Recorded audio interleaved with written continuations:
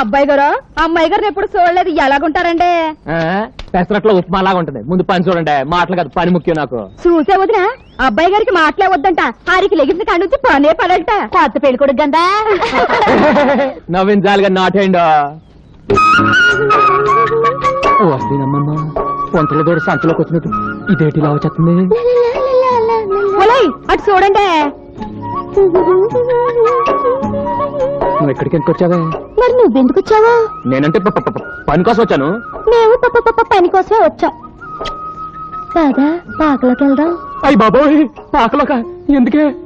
కూడెడతాను. పులసల పులుసు.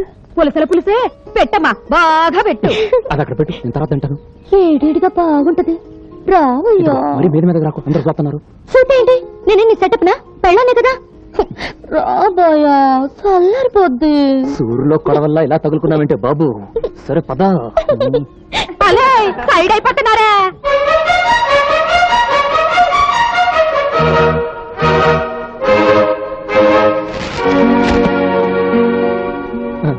కూడేడతానని చెప్పి గడేస్తున్నావటే. ఆ చూపేటే నాకేటో లాగుండాలా చూడకే. వాళ్ళ ముందు ముందుకు వచ్చేకే నాకు పోడ ఆలోచనలు వచ్చేస్తున్నాయి. అట్లా ముట్టుకోకే, తప్పు చేసేస్తాను. ఒళ్ళంతా తిమిరెక్కిపోతుంది.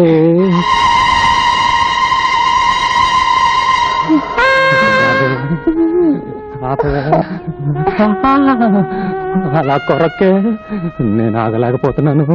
ఆగమని ఎవరన్నారు? రెచ్చిపోవాలనే ఉంది, కానీ ఆషాఢంలో కలవద్దని అమ్మంది కదా. ఆషాఢంలో ఎందుకు కలవద్దంటారో తెలుసా? మంచిది కదా అని. దేనికి? దానికే. అదేం కాదు, ఆషాఢంలో కలిస్తే పిల్లలు చైత్రంలో పుడతారు. చైత్రం అంటే వేసం కాలం. ఆ వేడి వల్ల తల్లికి పిల్లకి జబ్బులు వస్తాయని ఆషాఢంలో కలవకూడదంటారు. చూసావా, మా అమ్మకు నువ్వు అన్నా నీకు పుట్టపోయే బిడ్డన్నా ఎంత ప్రేమ. ఆ శాత బోరింగ్ లో నీళ్ళు బోధిలోకి వెళ్ళినట్టు నువ్వు బుద్ధిగా ఇంటికి వెళ్ళిపో. ఇంటికి వెళ్ళడం ఎందుకు? అబ్బా, నువ్వు ఇంకాసేపు ఇక్కడ ఉంటే పిల్లలు పుట్టేస్తారే బాబు. పిల్లలు పుట్టకుండా మన తెచ్చానయ్యా బాబు. మందా ఏంటే బాబు? ఏంటేది? నీరోద్, మనలాంటి వాళ్ళ కోసం గవర్నమెంట్ వాళ్ళే సప్లై చేస్తున్నారు. ఓసి నా గిన్నెలో జున్ను. మరి ఈ మాట ఇప్పుడు చెప్తావేటే? ఇప్పుడు వెంటనే. అవును, నీకు మొదటిసారి కదా పెళ్ళైంది. ఈ మందు గురించి నీకు ఎలా తెలిసిందే? నీకు మీ ఓబై లాగా నాకు శోభం ఉంది, అది చెప్పింది. అసలు నీ శోభం శీలం మావపోయి నాటయ్యా. ఎంత గొప్ప మాట చెప్పిందే. అవును, ఇది నీళ్ళతో వేసుకోవాలా పాలతో వేసుకోవాలా? అయ్యో కర్మ, అది